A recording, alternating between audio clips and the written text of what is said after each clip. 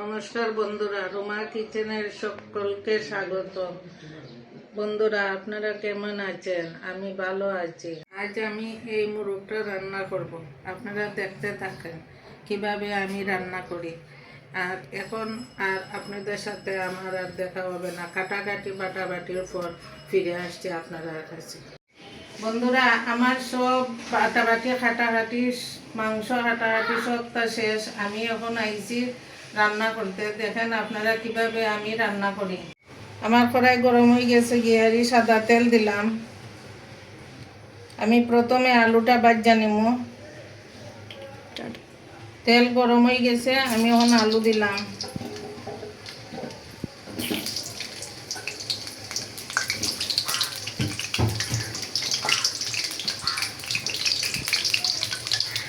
সামান্য হলুদ দিলাম,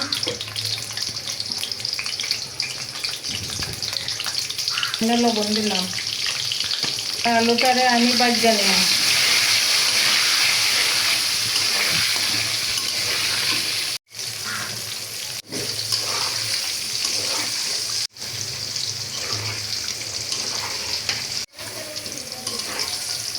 আমার আলু ভাজা হয়ে গেছে, দেখেন লাল লাল করে আলু ভাজছে।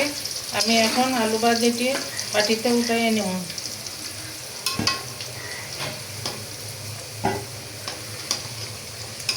ওই তেলে আমি পেঁয়াজ ভাজব।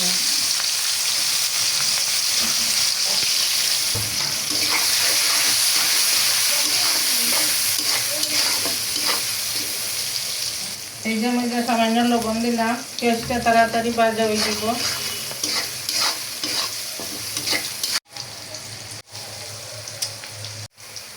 এখন আমার পেঁয়াজ লাল লাল করে ভাজা হয়ে গেছে। এখন আমি দিব আমার বাটা মশলা। এই বাটার মশলার মধ্যে আছে ধনিয়া, জিরা, আদা, রসুন, শুকনা মরিচ, কাঁচা মরিচ, সব কিছু একখানো বাটা।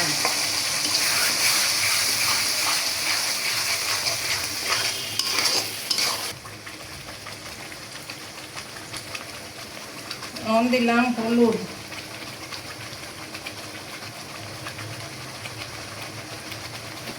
লবণ দিলাম। দেওয়া ভালো করে মশলাটাকে কষাইয়া নেব।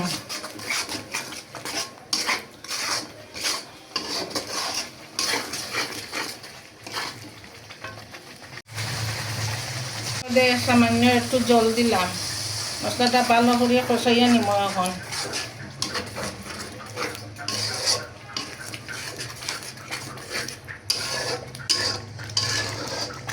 রসুনের কাঁচা গন্ধটা যাতে চলে যায়।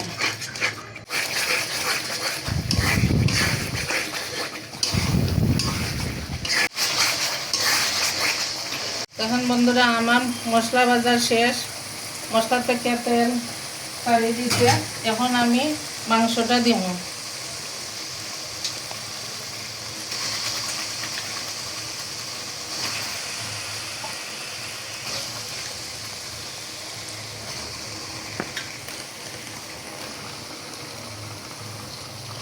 মাংস দিয়ে ভালো করে মাংসটা নাড়িয়ে চাড়িয়ে দিব।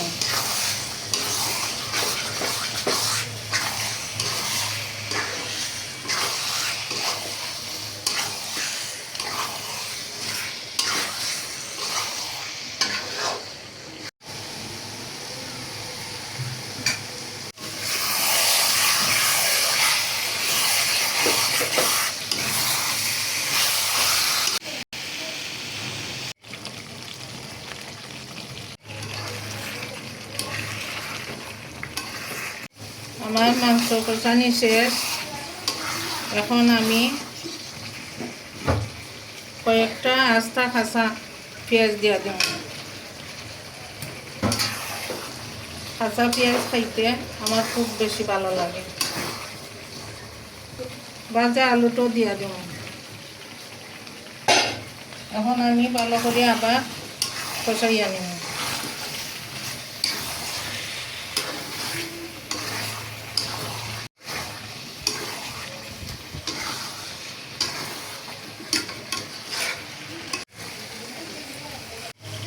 আমার মাংস কষানি শেষ, আমি এখন জল দিয়া ডাকিয়া দিব একটু সময়।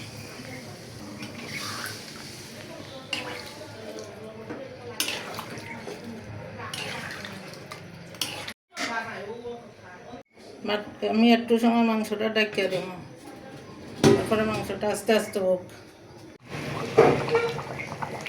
এখন সামান্য মাংস মশলা দিলাম।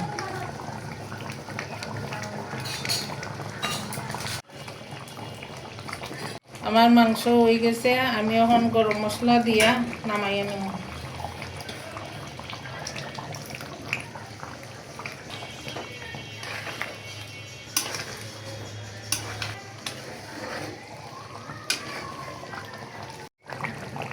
আমি এখন মাংস নামাই নিব, মাংস নামাইয়া আপনারা পরিবেশন করে দেখাইব।